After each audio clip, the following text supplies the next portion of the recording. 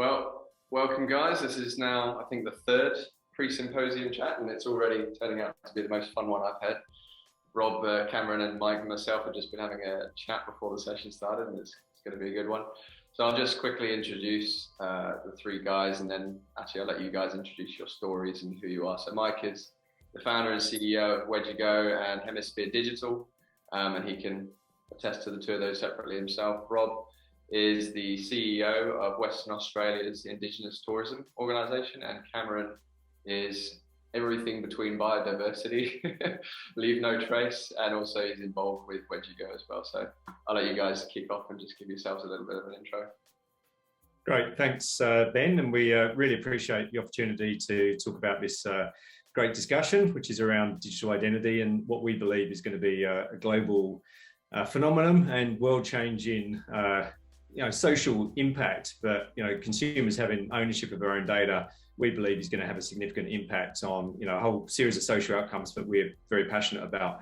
So I'm the founder of Wejugo and Hemisphere Digital, and we basically do two things. We provide adventure travel technology to help people be more safe and more responsible when they're enjoying the wilderness and the outdoors.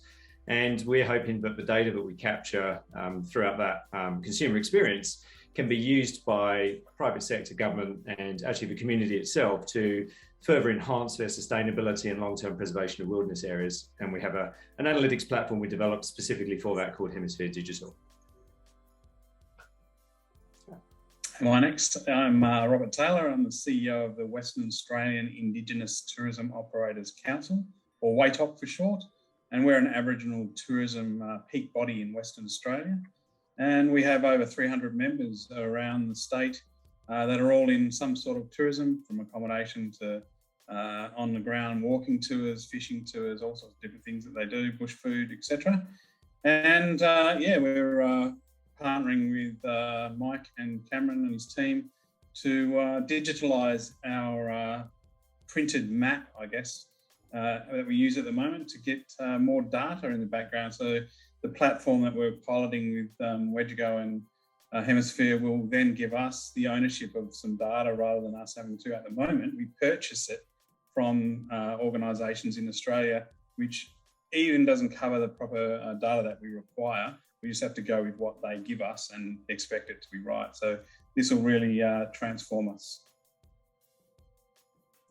Hi guys, Cameron, Head of Sustainability for Wejugo and founder of Leave No Trace in Australia, and currently chair of Dieback Working Group, which is a biosecurity group that looks to raise awareness about biosecurity. And we're working on a number of projects at the moment through Wejugo and Hemisphere that's mapping people flow across the landscape, and then looking at to make sure that land management, investments and infrastructure, etc., is optimised to minimise impacts on biodiversity, and to improve people's awareness of the need for good hygiene and biosecurity practices. Awesome. Yeah, thanks guys. That's a good description. I think one of my first questions, actually, because I don't know who's going to end up watching this in the aftermath. So for those that maybe are less conscious of your space, I think my first question, we can dive into the data aspects later. What are the main issues that you guys are seeing out there today that you're looking to solve with data? We see a lot in the news, but that doesn't necessarily tell us the heart of what's actually going on out there. So open court, feel free to say what you want to say. So I think there's probably three very distinctive aspects here, which is why we've got, I guess, three areas of the business represented. I'll talk about it from a two perspectives. One is from a consumer experiences and data perspective.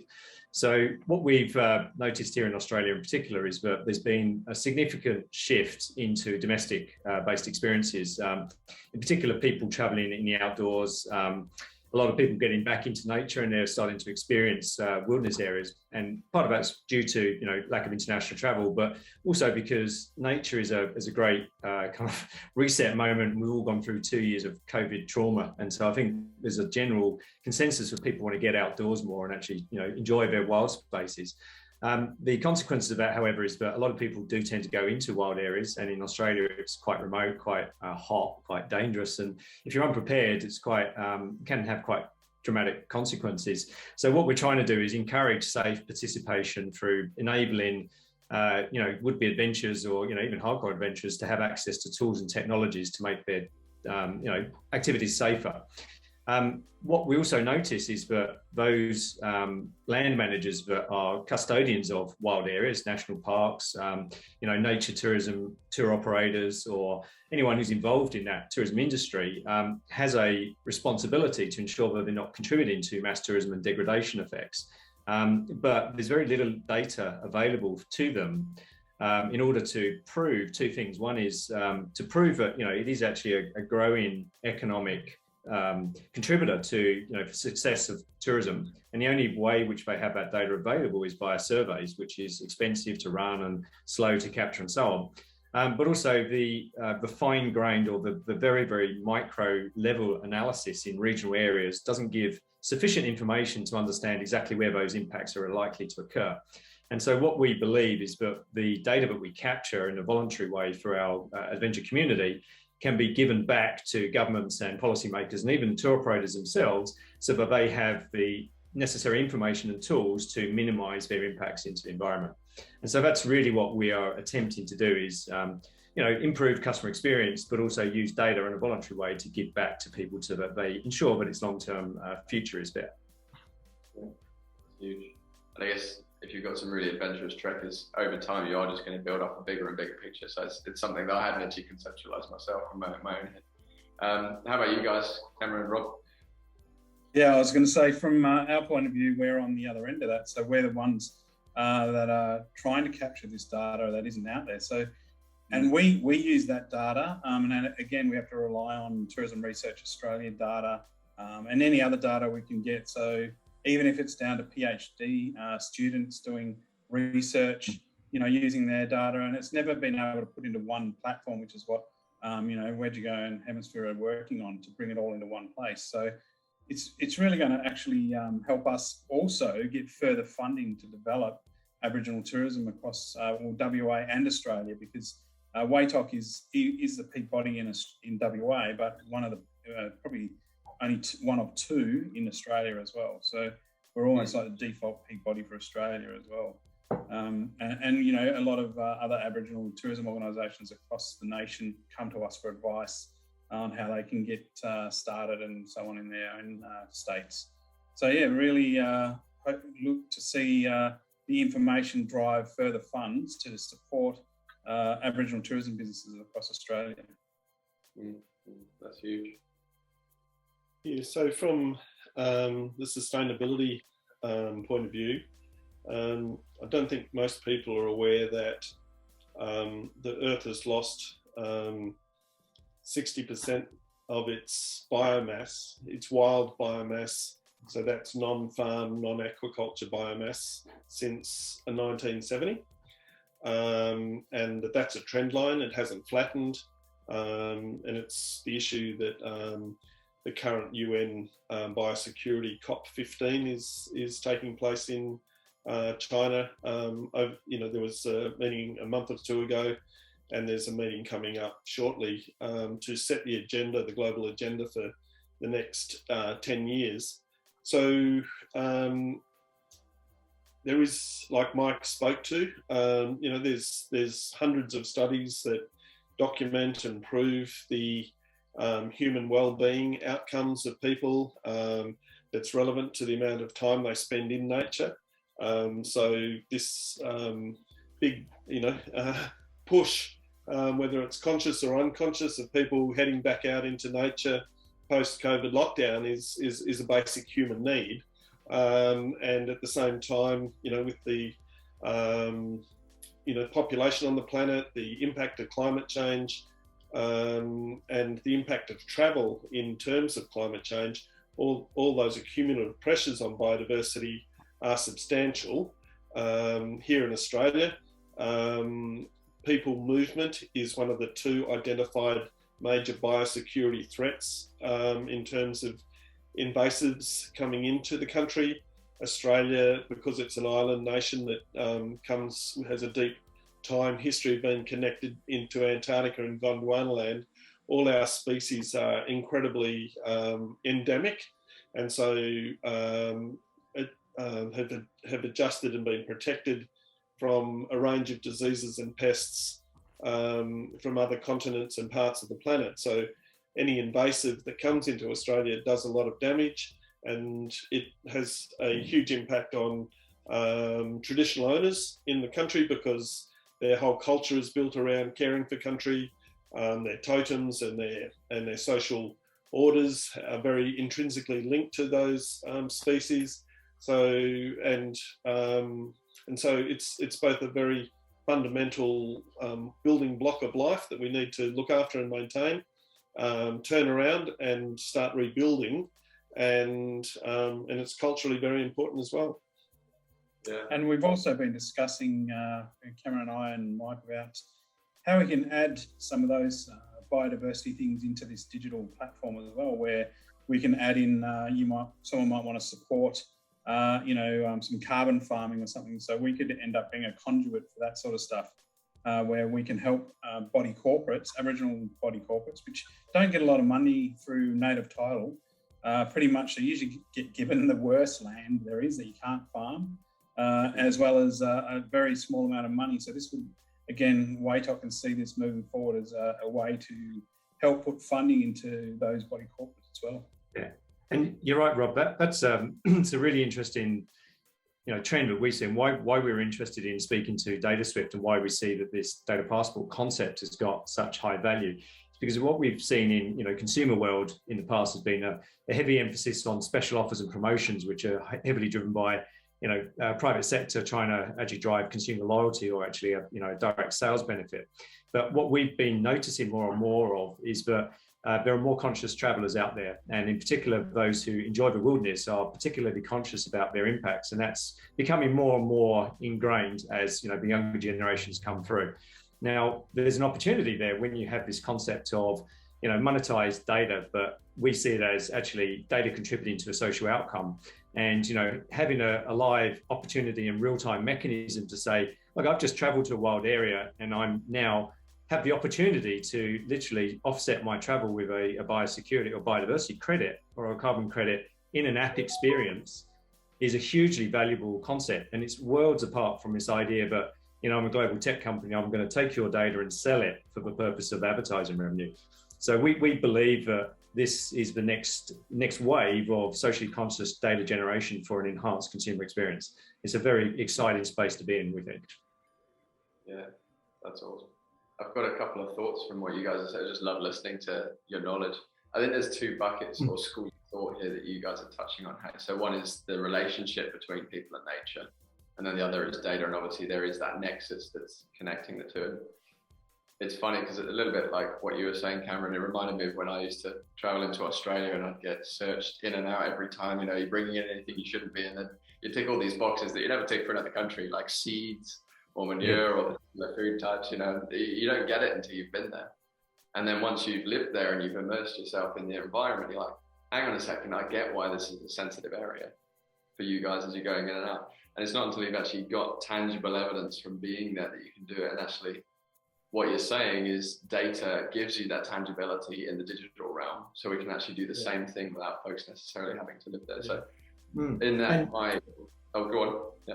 As you say, that's a really good analogy. Cameron and I presented at there's a kind of international parks forum, which specifically is looking at, international impacts on biodiversity through foreign pathogens being introduced. And, you've got Didymo, which is a waterborne algae, which kills, waterways. It's quite prevalent in New Zealand. And you have in Western Australia, Phytophthora, which is a soil-borne pathogen, which, you carry it on your foot and kills off wildflower species. Now, when I went to New Zealand on a recent trip, obviously I tick the box and I come back and say, yeah, I've been exposed in farmland areas, I've been exposed in Phytophthora prone areas, and I've been involved in waterways, and I'm actually a really conscious traveller, and I declare that.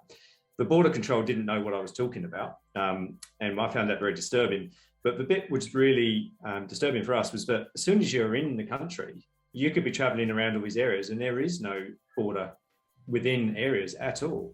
So your impact and your transmission and your potential likelihood of just within the country, so forget international travellers coming in, these are domestic visitors within who live in the country, probably are completely unaware of any of the impacts which they'd be having it. And so having, you know, a constant source of data which follows you around and being made available for the right purposes is a really, really valuable way to keep track on and monitor that. And it'd be incredibly expensive and incredibly difficult to do so if you only had border data to rely on, really. Yeah, absolutely. And I think you guys are a great test ground for anything from Patagonia right through to Australia, through New Zealand, anywhere that's sensitive, sub-Saharan Africa. So I think one of the questions that comes to my mind, because I like bottom-up analyses, so we can talk macro until the cows come home. But something I really respect you guys for is you're on the ground, you're doing it, you're executing, right? So talking about the first bucket, so people, the relationship between people and their environment.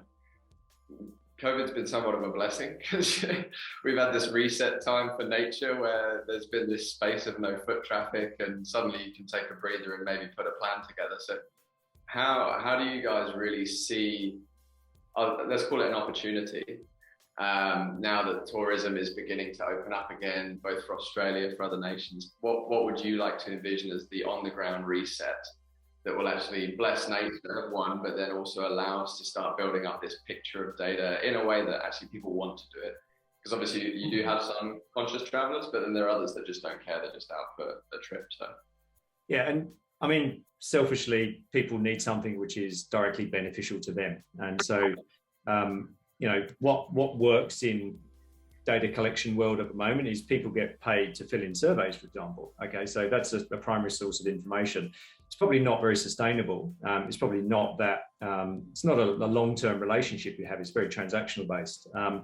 So what we believe is that there has to be a combination of threefold involvement. So communities need to adopt principles and education, actually buy into this as a concept. And that's through education, but also through demonstrating proven benefit. The most obvious proven benefit is an enhanced customer experience. So, you know, you sign up to our tour, you're going to get something which we wouldn't have had before. It's of high value and zero cost. That's a direct benefit. And the exchange of that data in return for that information is that consent-based information can be used in order to further the benefit of the areas which you enjoy. So that's literally the contract we're trying to establish between us and the traveller.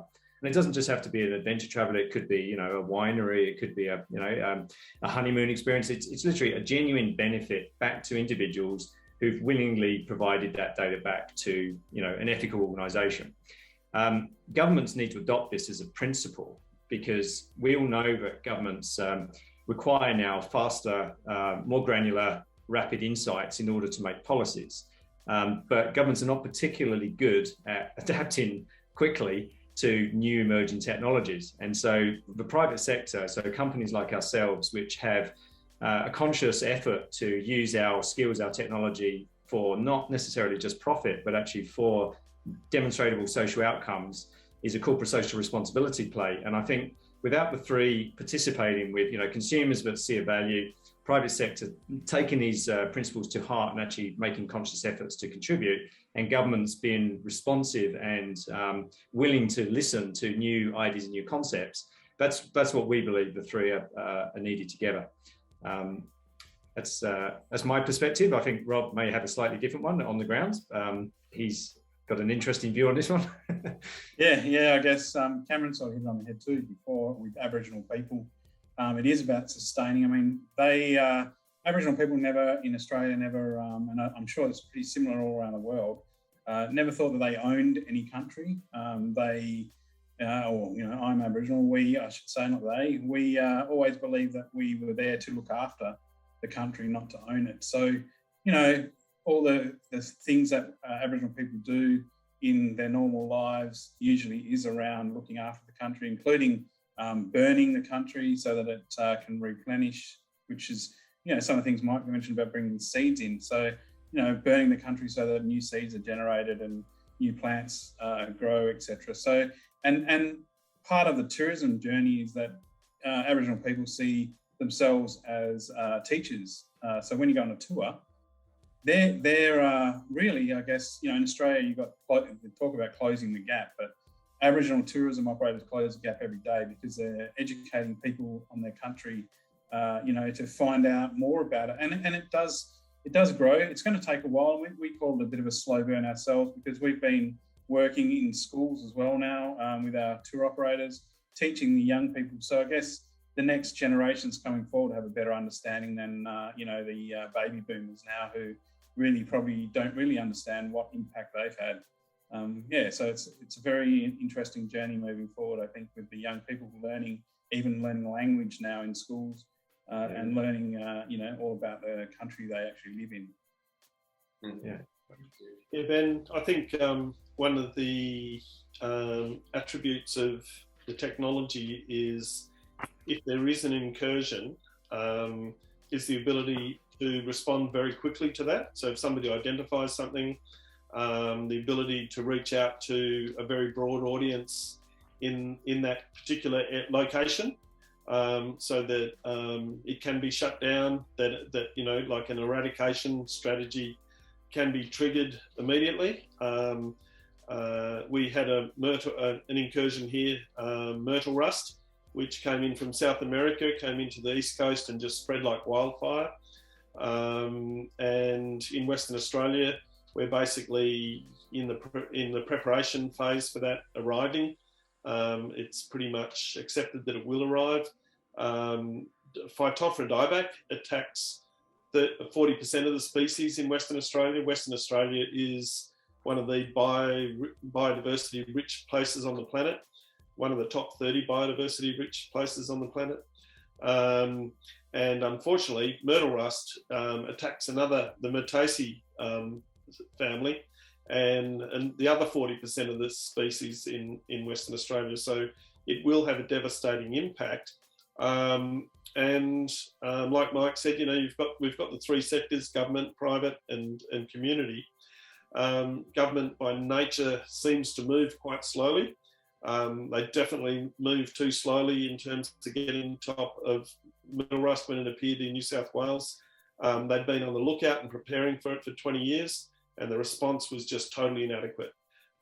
So really, I think part of community awareness is making people, citizen science, making people aware and on the lookout for their country, like traditional owners have always been. It's amazing how they pick up on just the slightest change in their environment. And I think the general travelling public needs to be much more aware in that space. Places like New Zealand have really got very good public education program. They're a smaller country, smaller community, one government, one layer of government. So they have a really good program where they have motivated everyone in New Zealand to be a biosecurity ranger, I guess, switched on to the issue.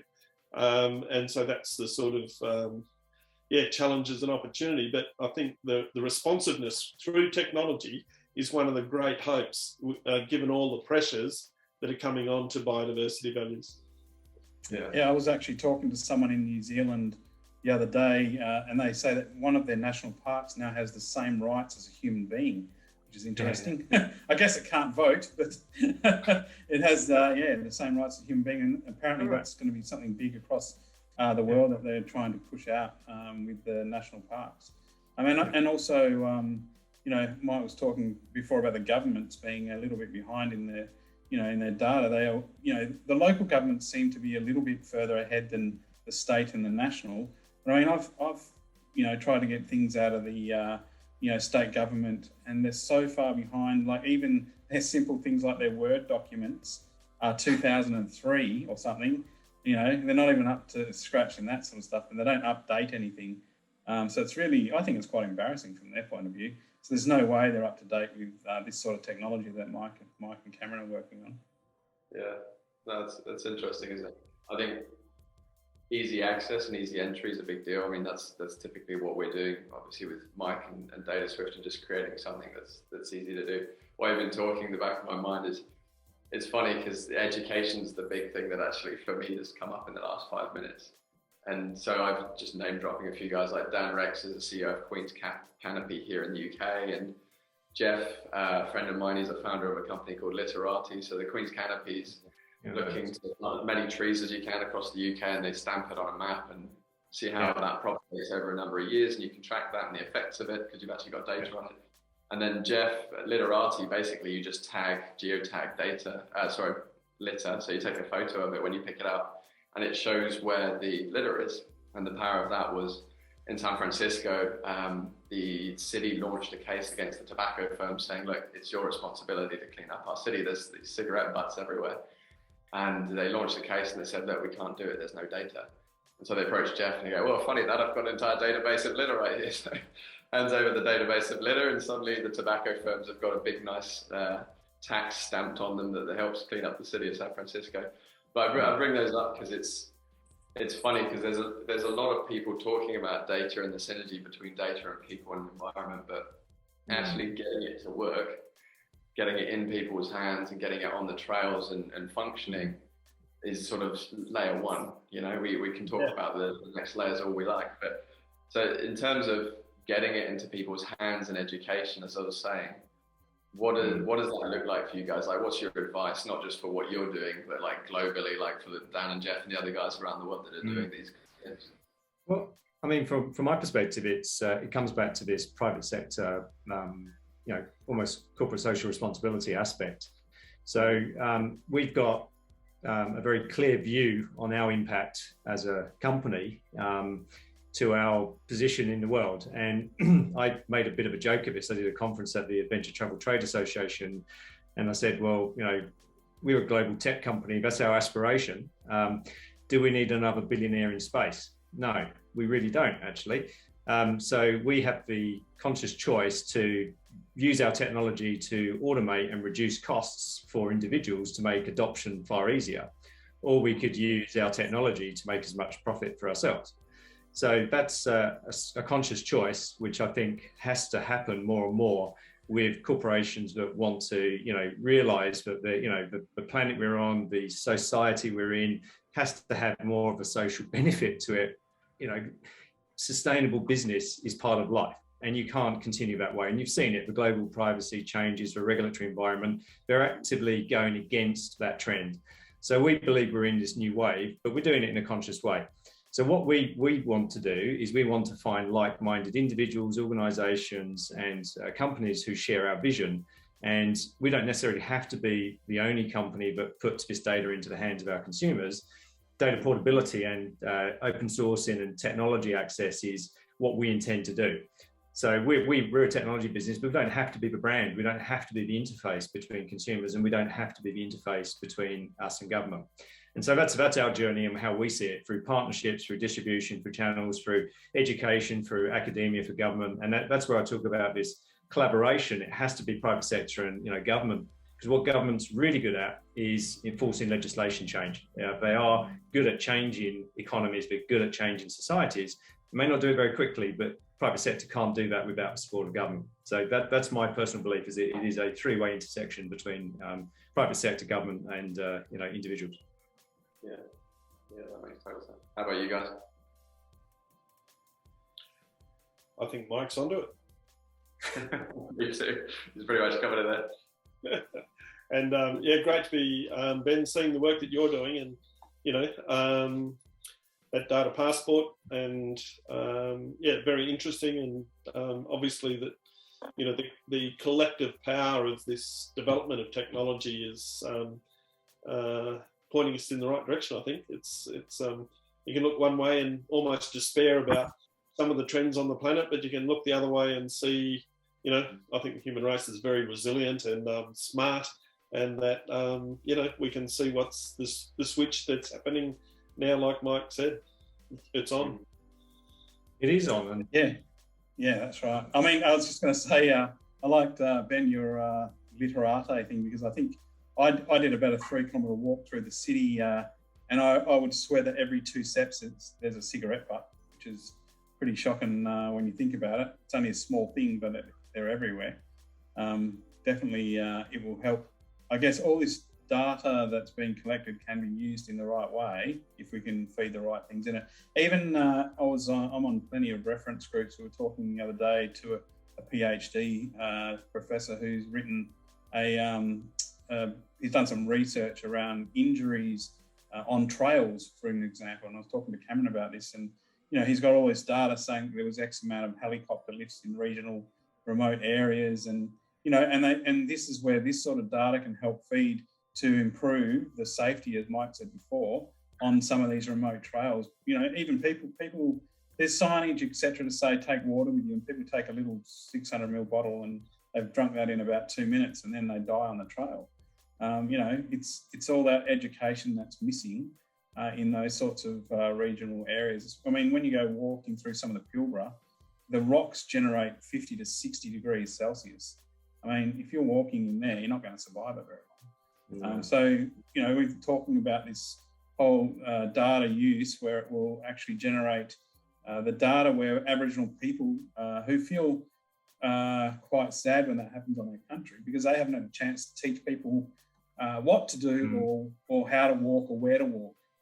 It's sort of it looked over the top of a bit, where if there was some kind of way that they could do online courses or online training for people walking on country, it would help and probably save a lot of lives as well. Yeah, you're right, Rob. And the thing I find fascinating with Indigenous cultures is that, you talk about slow change, but, your cultures have been here for 50,000 years. Talk about resilience, that's enormous.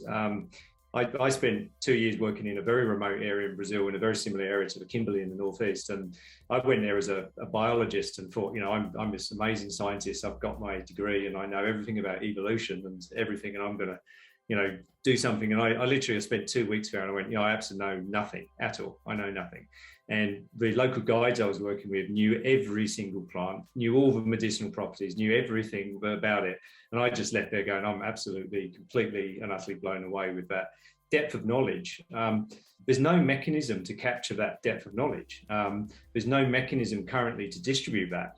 And if you think about, what people talk about around AI, predictive intelligence, and all of the new ways and the biases you have, and you think about the major concerns they have around gender biases, socioeconomic status biases, and self-selecting algorithms and all of this area, and you think about it in the context of Indigenous cultures and marginalised cultures, they have probably 0.0001% say in the world in which tech. So the fair distribution of data through cultures such as Rob's is a requirement, I think, in order to normalise and stabilise that kind of world economy. So that's why we're very keen on enabling, Rob and his team, because we feel that, that's again, our part of our place as a technology business and a forward-thinking data company to say we should probably set the playing field, and we can actually do that through technology very cost effectively and without barriers. Yeah, and I think where we come into that picture also is that the biggest fear from Aboriginal people in regional areas or in communities is their intellectual property being stolen. So there's a lot of trust, I think, in our organisation, and we've done surveys on it as well, that, we will support communities in the right way so that the data coming out isn't just taken away and, used and they're not getting any benefit from it. Because that's one of the biggest things with, the lemon myrtle, for example, or the myrtle rust that Cameron was talking about earlier. I mean, lemon myrtle is, grown in California. How did it get there?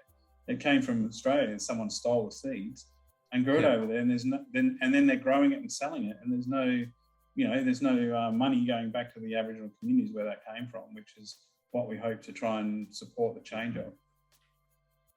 Yeah, no, that's super interesting. Goes back to the whole thesis of data ownership, which we're very passionate about, direct data ownership, and people don't have to be afraid of their IP being stolen. I'm just going to say we've probably got about 5 minutes left, so if there's anyone else on board who wants to ask some questions, feel free. Now's your time, pop them in. One thing that's come, I love what you guys are saying, and it all, for me anyway, my personal take on that is it's still around education.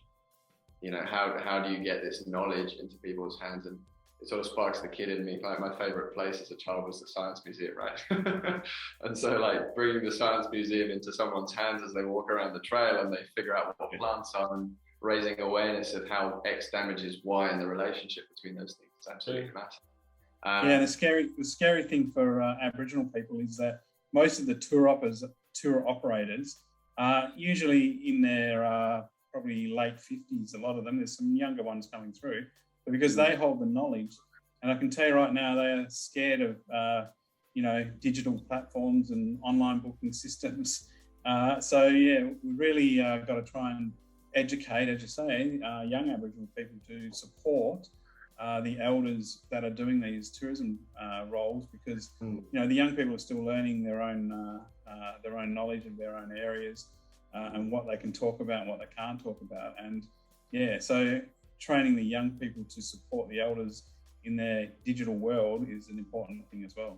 Because when you're in tourism, you need to be on all the social media channels and have your own website.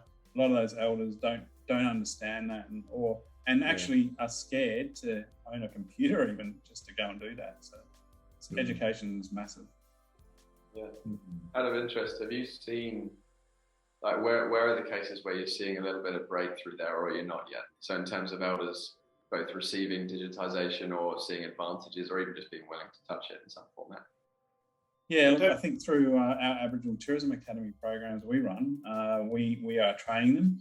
But again, some of them are too scared to do it. So we get their nieces, nephews, children, whatever they might be, to work with them. And then suddenly there's employment growing because the young people can do that part of the business and the elders don't have to be scared of it anymore. They can just trust that their family or community are working on that part for them.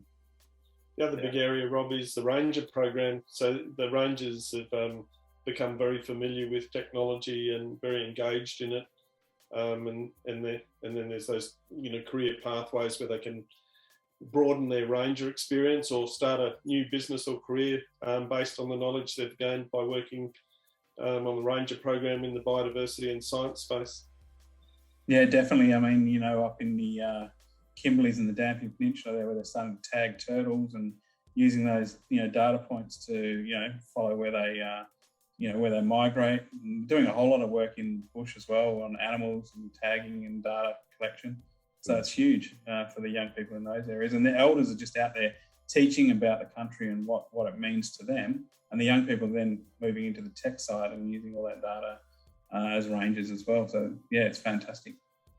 Yeah, that's pretty good. Cameron, what is it that the rangers are doing? I've not heard of that, like specifically how they're engaging with digitisation. Well, just a lot of mapping. The occurrence of species. There's big fire programs. So shifting away from wildfires, going back on and burning smaller mosaic type fires as was traditional. So yeah, they're just across the landscape all the time, and they've got developed programs and geospatial recording systems that are very nature focused and which to this point in time are a rich potential resource that could be liberated and made available to people wanting to visit country and learn about culture. So that that's a whole storytelling component of the digital world that I think is going to really enhance visitor experiences. Yeah, just another. I know that the Savannah burning they do up in the Kimberleys is really in the north. There has been recognised worldwide now because, Aboriginal people have been saying it for years. They should be burning the country. Margaret River in the south, they had a huge bushfire that melted roads, and because of the build-up of all the foliage from tree droppings and stuff. Even in Tasmania, a lot of Aboriginal people there were killed out in colonisation, so there wasn't a lot of knowledge there. But I saw a documentary where they put a stick in the ground, turned a leaf, and it would catch on fire. That's how hot it was, just in the savannah underneath. So these burning practices are very important. I think and as Cameron just said, the mapping of the areas has been really well received now. It's starting to listen. It's only taken 250 years, but. No, totally. It's interesting because one of the first pre-symposium chat we did was on promoting weight loss, essentially. But the common underlying principle there was mass coordination. Yeah. And so it's interesting just hearing, I mean, what you're talking about is coordination of some kind, whether it's mass coordination, it doesn't involve a huge number of people, I guess, but just like figuring out what's going on in the geography and recording that and then proactively logging it. Because it's a bit like the layers we talked about. Layer one is getting this in folks' hands and going, oh, well, this is the, you know, the synergy of the three entities that you were talking about, Mike, and then getting them actually working together, doing what they're good at. You know, government's good at legislation, but not much else. And then that's why you bring in the other two. But then layer two, making it a two-way conversation where you can actually push things like, you know, active burning or whatever it might be. So, sorry, Mike, go ahead. I think, part of what Rob's experiencing there. So, you know, I'm a bit of a data nerd, obviously, and I sit there and go, I used to do that. I used to walk around the jungle in Brazil, and I spent 2 years with a GPS tracking data. And you can imagine, you know, the field force that you would have available through the Ranger program. The challenge you got, particularly in Australia, is that it's so state and territory and, you know, local government area. Everybody has different systems, different techniques, different tools. So the actual consolidation of data is an absolute nightmare. And there's whole industries, very big tech companies that capitalize on that inefficiencies in government. I don't necessarily think they've got the best interest of the recipients at heart. And, you know, what I really like about this concept of data portability and where we play is more in standardization. So it doesn't matter if the systems are disconnected, but if you have a standard data repository, which has standardized metrics, and that's made available to whoever will benefit, that's going to remove a whole barrier to entry for distribution of valuable insights. And I think, you know, what Rob and his group sit on as an asset is enormous. You know, you think about the cost of deploying, you know, a million scientists to collect Australia's climatic changes over the last 50 years. You can imagine the investment in that. That's a huge asset. And just the ability to now be able to take data and actually port that into all of these different use cases is something which I think, you know, Rob, you're on a gold mine, so we're going to help you try and capitalize on that one. Yeah, it's quite amazing actually listening to some of the elder stories. I mean, when the Canning Stock Group was on display in one of our convention centres, they had some artwork of. It looks like your lights have gone out, Ben. They had some artwork that was drawn up, painted. That was pretty much a replica of an aerial shot of the land showing waterholes. And right. it was drawn or painted before planes were in Australia. So, there was no way they could have been above the earth and taken and painted these paintings that matched exactly what an aerial photo was. So, you know, when asked, they said that they astroplaned in their dreams across the land, and that's how they and then when they woke up in the morning, they could paint these paintings because, you know, but you know, if you're scientific, you'd probably say, well, no, they walked those trails so often that they knew exactly where they were. So they could paint them in that sort of way. But it was, pretty amazing when you see that sort of stuff. The original GIS system, Aboriginal footsteps. That's it, their own GPS. yeah, exactly. Just before we wrap up, it's probably a bit late in the program to do this, but give us a quick pitch of what you're doing, because I think for folks listening, they maybe don't know like what it looks like in your hands, because everything we've just talked about is fantastic. I've learned tons. But what is it you guys are actually doing together and putting in people's hands for this? I like to call it a reset. So now that tourism's kicking off again and we're going to do it properly this time, what does it look like for people? So what we do, we take content. So Rob, for example, has cultural tours. And they have physical places on a map and they have associated information. So we take that content, we put it into a system. We then send that content back out to where people want to use it. So visitor centres, mobile apps, websites. What happens is you interact with that digital content and we capture information about what you're doing. And that information is categorised and is then sent back to interested parties who analyse it in order to gain insights around what people are doing. The broader intent is that that's been adopted by governments and tour operators, and that information can be used to be put in place to encourage tourism investment into those areas because it's a significant contributor to the local economy. That's broadly what we're trying to do. And we're hoping to, I guess, increase distribution, because at the moment our printed map is about 150,000 across Australia and also into Europe as well. But you have to physically go to a visitor centre or or an airport or somewhere to pick it up. Whereas once it's digitalised, you can land in, or before you even come to Australia, you could have this map on your phone. You could plan your trip. And all that trip data is collected, and then again, we can use that to see where people travel, see the topography of where they've travelled, see how far they've gone, and then also pick up other things that we could use in the data to help support, I guess, the return on investment for social investment as well, which is one of those things that isn't measured at the moment really well. Yeah, that's great. Yeah, and what we're doing and all of that, folks, for folks that don't know, is we give you a data passport. It's the boring bit that sits underneath it and basically secures all your information. You own it, it's yours, no one else sees it, and it goes out through apps like Mike's and allows you to interact with the world safely, but without giving up too much info on yourself, and have great outcomes like what you guys are talking about. So. Yeah, Ben, and that's the exciting thing for us, because we don't have that at the moment. Yeah. We don't own any data. We have to buy it. That's nuts, isn't it? Even when you're the data scientist, it's a bit like Mike was saying, that we don't have anything against the big sort of tech companies. Actually, they've done a good job of creating the library for us, and now we can take that data and through individuals, we pull it back to the individual. They can share it with everybody. So thank you, big tech, for doing that for us. You've created the gold mine. Monetize it legally through individuals and businesses, which is the glorious world we live in. Yeah, I'll probably wrap it up there, guys, because this has been a really good chat. Probably my favorite so far.